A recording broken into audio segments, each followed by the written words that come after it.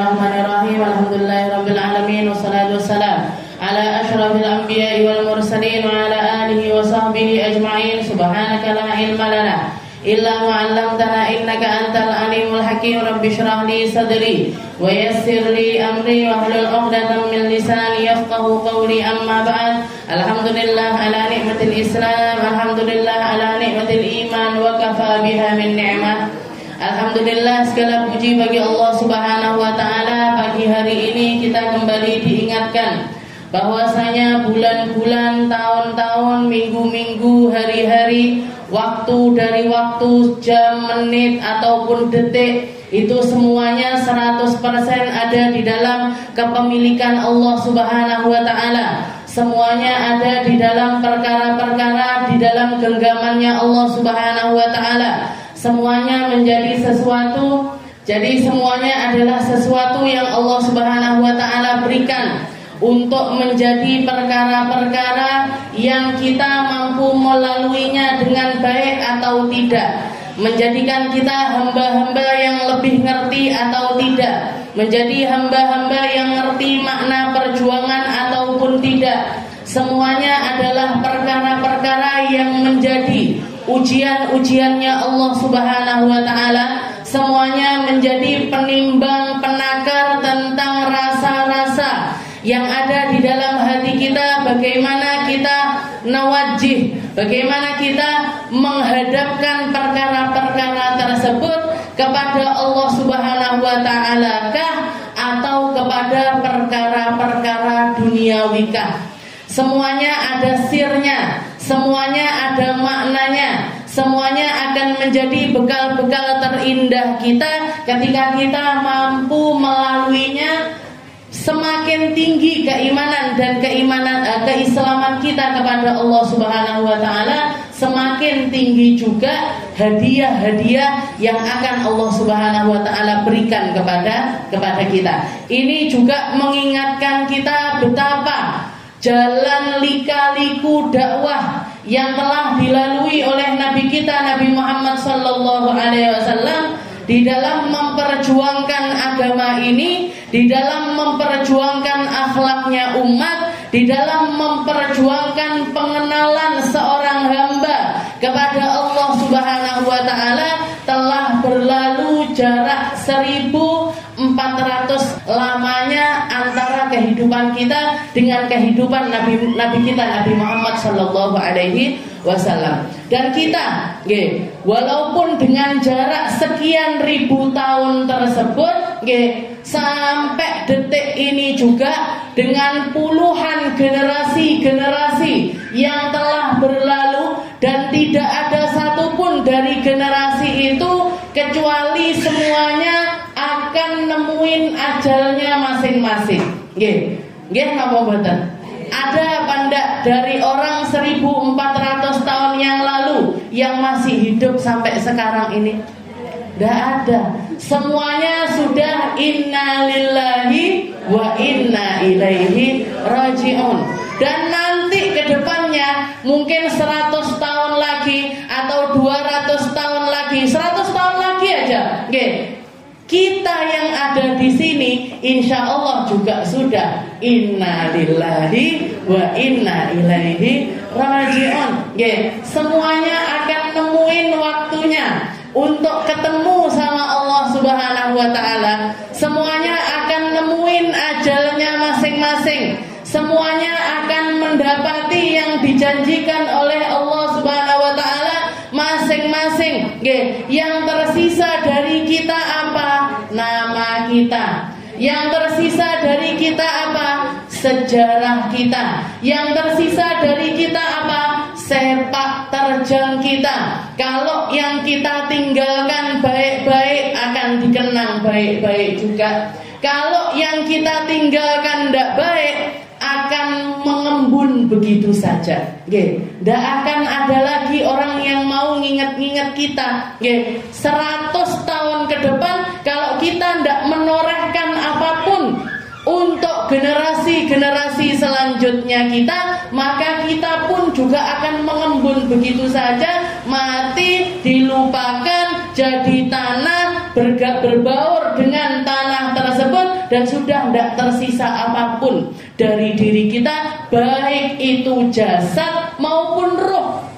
Baik itu jasad ataupun roh, tidak akan ada sisanya sama sekali. Maka tahun-tahun berlalu, waktu-waktu berlalu, yang bisa kita tinggalkan dengan perkara-perkara yang baik kita tinggalkan. Kalau kita bisa tinggalkan kenangan baik, kita tinggalkan kenangan baik. Kalau yang bisa kita tinggalkan perkataan baik, kita tinggalkan perkataan baik. Kalau yang bisa kita tinggalkan bangunan-bangunan baik, kita tinggalkan bangunan-bangunan yang baik. Kalau yang bisa kita tinggalkan anak-anak yang baik-baik, jenengan didik sebaik mungkin agar mereka menjadi generasi-generasi terbaik. Itu yang bisa kita tinggalkan. Karena ternyata pada akhirnya yang akan dikenang oleh seseorang hanya namanya dan sepak terjangnya. Kalau pepatah kita mengatakan orang gajah mati ninggalkan gadingnya. Napa terusan? Saya juga.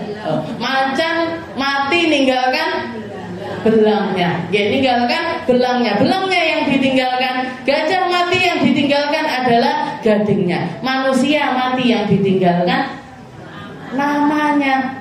Namanya akan terus dikenang. Kenapa kok Nabi Muhammad selalu masih disebut-sebut, masih membasahi ribuan, bahkan mungkin jutaan lisan di setiap waktunya, di berbagai tempatnya, baik orang Arab ataupun non-Arab, baik orang yang sebahasa dengan Nabi ataupun yang tidak sebahasa dengan Nabi. Kenapa beliau begitu dikenang? Dan orang-orang yang ada di sekitarnya, Abu Bakar, Umar, Uthman, Ali, kalau yang dari kalangan perempuan, Fatimatuz Zahra, Khadijatul Kubra, Aisyah Ridha, Ummu Salamah, Hafsah, istri-istrinya Nabi. Kenapa mereka jadi orang-orang yang begitu dikenang? Karena yang mereka tinggalkan adalah nama yang indah dan juga sepak terjang yang indah.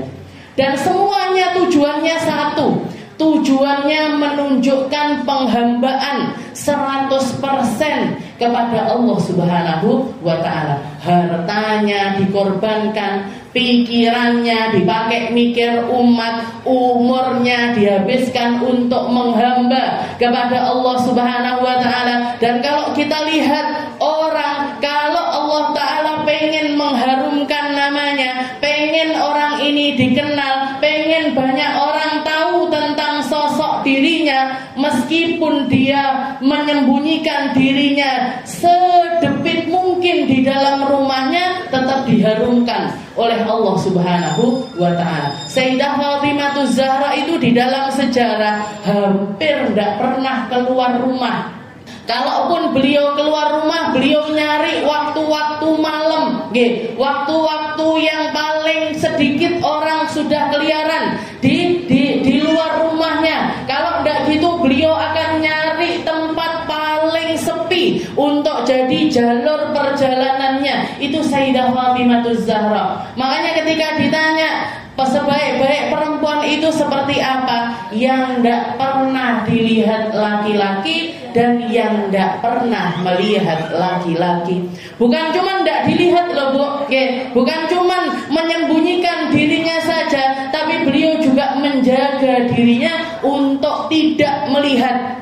Jadi matanya dijaga untuk tidak melihat yang haram-haram, pandangannya dijaga untuk tidak jelalatan ngelihat kanan kiri. Itu yang dilakukan oleh Sayyidah Fatimah. Tidak melihat laki-laki, juga tidak dilihat oleh laki-laki. Mugi-mugi kita dikasih mata yang baru juga sama Allah. Dikasih mata yang baru ini bukan berarti dijoneng di sana, buatan. Tapi cara pandang kita baru, cara ngelihat kita baru, yang kita masukkan ke mata-mata kita perkara-perkara yang baru. Kalau dulunya biasanya yuk cuci mata neng di nge-mall, apa yang dilihat? Tas-tas bagus, jilbab-jilbab anyar, kelambi-kelambi anyar. Kalau dulu waktu jenengan usia 15, 17, 20-an cari cowok-cowok ganteng, Sekarang masih ngeten dong, betul. Saya ngomong gini kan, karena biasanya ini insya Allah yang nggih, umur 30-an, umur 40-an, umur 50-an, nggih. Jadi insyaallah sudah berlalu lah masa itu. Lek sampai umur jenengan sekian ini masih yuk nyari cogan-cogan gitu. Nyari cowok-cowok ganteng blaen. Ini blaen ini. Jadi ini parah ini, parah ini. Bahaya ini. Bahaya ini. Jadi bahaya untuk rumah tangganya jenengan, bahaya di dalam hubungan jenengan sama suami. Jadi insya Allah sudah lewat masa tersebut. Ganti apa yang dilihat ini wow. Tas-tas yang bling-bling, yang indah-indah, yang baru-baru, nggih, diganti sama Allah Taala. Nggih, bukan di situ tempat kita healing. Bukan di itu namanya bukan cuci mata, Bu. Ngeregeti mata malah. Itu namanya bukan jenengan lagi cuci mata, bukan. Nggih, masa lihat tok ndak boleh saya. Ya boleh, nggih. Boleh saja. Silahkan jenengan melihat apapun, mau memasukkan apapun ke mata kita, mau melihat apapun itu terserah kita sebenarnya. Nggih. Tapi semakin banyak perkara-perkara yang melalaikan, semakin banyak perkara-perkara yang tidak penting, semakin banyak perkara-perkara yang tidak perlu untuk kita masukkan ke dalam mata kita, nggih. Semakin banyak informasi-informasi seperti itu masuk ke dalam mata kita, nggih. Kalau sudah direkam sama mata, direkam sama otak, setelah direkam sama otak, ngilik-kidik hati, nggih. Habis ngilik-kidik hati, ngilik-kidik bojone.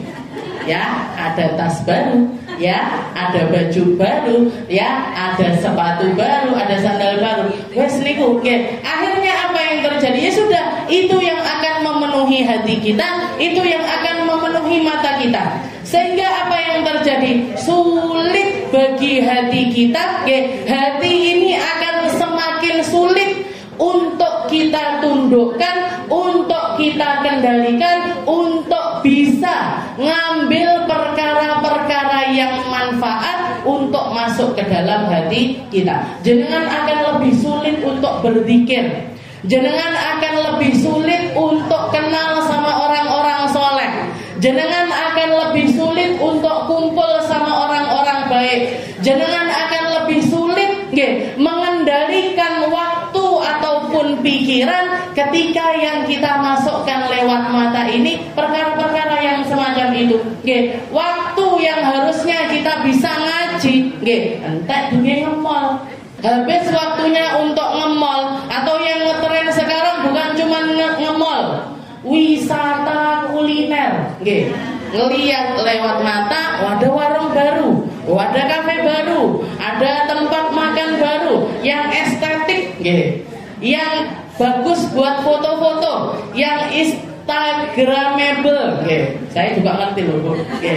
Jadi yang bagus buat foto-foto ini itu diparani, di mana tempatnya? Malang. Udah nih Malang, berangkat ke Malang. Jangan kalau sudah judulnya berangkat ke Malang, ini tidak mungkin 1 jam 2 jam, bisa setengah hari, bahkan mungkin bisa seharian penuh. Marani apa? Yang diparani apa? Kopi. Yang diparani apa? Nasi sepiring. Yang diparani apa? Foto-foto untuk kita upload di media sosial kita. Berlalu 24 jam, berlalu sekian jam. Ini kalau jenengan pakai khidmah sama suami, kalau jenengan pakai untuk khidmah sama suami, dipakai untuk duduk berdua sama suami, jenengan ngomong muji-muji suami terus ATM dikirim jenengan. Saking luangnya waktu kita, saking banyaknya waktu kita. Ya Allah ya, jenengan laki-laki paling ganteng yang hadir di dalam kehidupan saya. Ya Allah ya, saya bersyukur punya suami kayak jenengan, sama masak-masak. Masih ada seteran jenengan. Tapi kalau lisan ini nggak berhenti muji-muji suami, kupet-kupet, ATM kupet, semuanya pepet. Jenengan dapat double, dunia akhirat dapat nih Bu, pahala di akhirat dapat, saldo nih bojone dapat, tapi jenengan kalau jam cuman dipakai ke Malang, cuman untuk hahaha, ndak ada manfaatnya sama sekali. Ngelihat orang soleh, ndak dapat ilmu manfaat juga tidak. Kecuali kalau jenengan setiap kali ngelihat yang semacam itu kayak yang dilakukan oleh Nabi kita Nabi Muhammad Sallallahu Alaihi Wasallam. Nabi Muhammad itu bukannya nggak seneng sama yang indah-indah, bukannya nggak seneng sama yang bagus-bagus. Rasulullah seneng sama onta-onta yang indah. Rasulullah seneng dengan pakaian-pakaian yang indah. Rasulullah seneng ketika melihat istrinya rapi pakai baju bagus. Seneng Nabi. Jadi sama kayak orang-orang zaman kita, laki-laki misalkan hobinya kendaraan-kendaraan, nopo aksesoris mobil, motor dan lain sebagainya. Sama Nabi Muhammad juga suka. Cuman kendaraannya zaman dulu niku yo onta sama kuda. Rasulullah seneng sama onta-onta yang mahal-mahal, kuda-kuda yang mahal. Seneng Nabi. Tapi tidak dituruti. Setiap kali beliau melihat yang indah-indah semacam itu, yang keluar dari lisannya beliau, Allahumma la aisha illa aishal akhirah. Ya Allah, kendaraan indah ini tidak saya investasikan untuk akhirat saya, tidak ada kebaikannya sama sekali. Allahumma la aisha illa aishal akhirah. Ya Allah, kehidupan yang sebenarnya di akhirat, kenyamanan yang sebenarnya di akhirat, keindahan yang sebenarnya di akhirat, keenaan yang sebenarnya di akhirat, semua hal-hal yang indah di dunia ini hanya semuanya modelnya sama, punya ajalnya, punya akhirnya, lama-lama juga akan jelek, lama-lama juga akan tua, lama-lama juga akan reot. Tapi yang nyata, yang benar, yang selama-lamanya semua ada di akhirat nanti.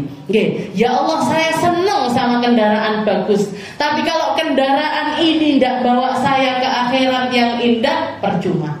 Ya Allah, saya suka rumah yang indah, rumah yang bagus, kasur yang empuk, jendela yang lebar, gorden yang bagus, karpet yang indah. Saya suka ya Allah. Tapi kalau semua hal ini tidak bawa keindahan untuk akhirat saya, percuma.